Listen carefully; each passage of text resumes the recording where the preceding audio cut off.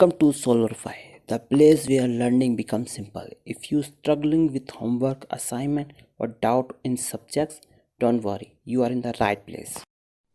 Drawing the diagram first. So I am drawing the diagram first.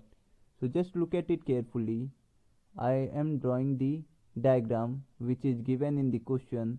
I will show all the forces that are acting on it as well as all the angles. So just here normal force is acting, and this is F, and this point is point G, and here in this side this is R. Now in this side A is working. Now going forward, from the figure, force acting along x-axis can be calculated from this formula. So in y-axis we can also calculate the force as this. This is the equation in y-axis. Let it be equation 1. Now angular momentum about point Z can be calculated as, I am just writing the formula, and on simplifying I can write it like this.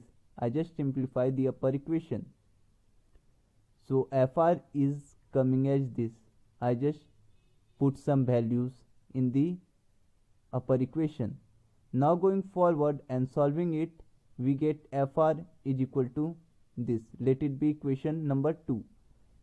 We have A is equal to R alpha, so I can write a equation like this. Let it be equation 3.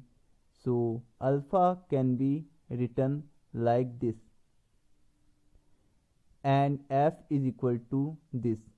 I just put the values and A is coming as this.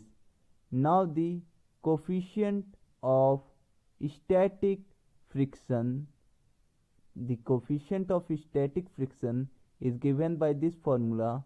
So I just put the values here, and on solving this we get mu s as this. This is our answer.